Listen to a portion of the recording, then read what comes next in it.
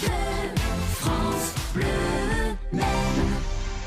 Il est 8h10 donc, nous avons ce matin avec nous en studio Rudy Guillemin, Pascal Nicot, vice-président du groupe Front National au Conseil Régional, secrétaire adjoint du Front National en Sarthe, candidat aux législatives sur la 2e circonscription. Et on va évidemment parler de politique et de présidentielle. Bonjour Pascal Nicot.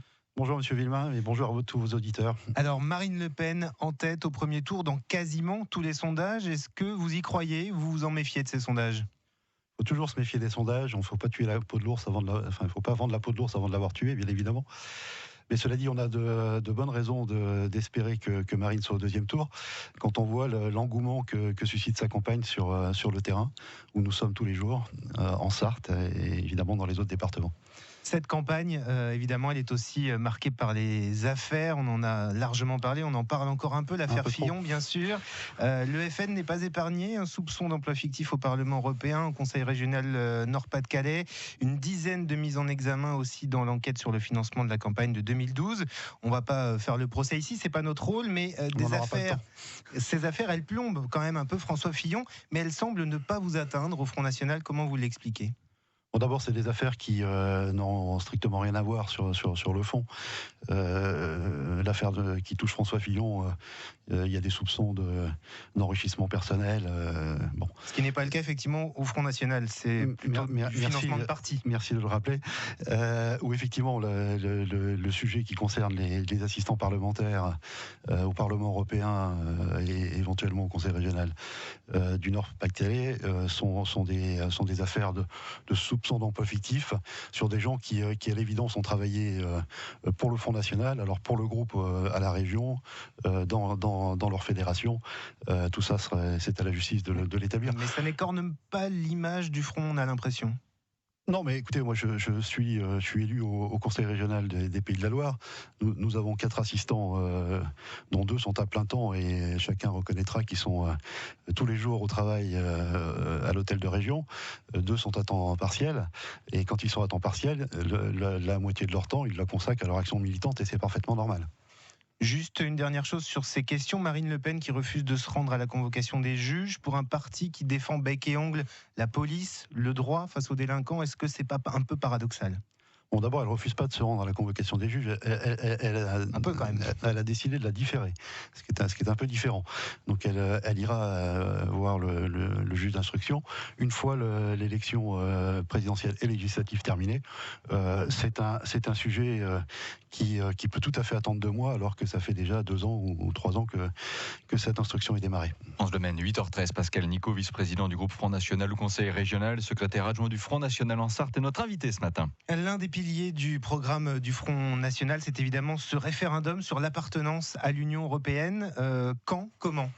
Si Marine Le Pen est élue, évidemment. Bon, d'abord, il ne faut pas se tromper d'élection. L'élection présidentielle, c'est pas une élection pour savoir si on sort de l'euro ou si on sort de l'Europe, de Bruxelles ou pas.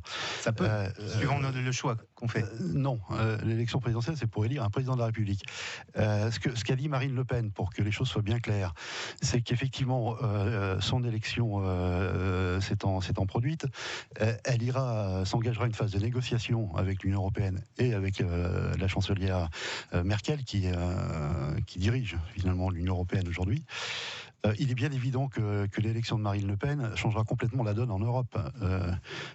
Et autant M. Fillon ou M. Macron serait bien normal d'aller obtenir quelques négociations que ce soit à Bruxelles ou à Berlin, autant Marine Le Pen, dans la foulée de son élection, engendrera un phénomène d'adhésion, y compris dans d'autres pays d'Europe, pour aller à la table des négociations et obtenir effectivement le rétablissement d'un certain nombre de souverainetés que nous demandons. Sur le plan territorial d'abord, donc c'est l'échec de Schengen. Sur le plan législatif, puisque 80% de nos lois sont en fait des directives de Bruxelles qui sont reproduites en droit français. Sur le plan monétaire, puisqu'on considère que l'euro est un échec. Mais tout ça ces questions seront posées aux Français via un référendum ? Ces questions seront négociées à Bruxelles et à Berlin. Le fruit de ces négociations sera soumis à l'approbation des Français par référendum, effectivement, et ça sera probablement quelques mois après l'élection de Marine Le Pen. Rétablissement des frontières, protectionnisme aussi, rapidement, puisqu'on a malheureusement plus beaucoup de temps, mais on prend souvent l'exemple de Whirlpool qui a délocalisé en Pologne. Vous voulez taxer ces produits qui reviennent en France, taxer à 35%. Est-ce que le risque, c'est pas que les consommateurs, finalement, paieront le prix que Whirlpool remettra ?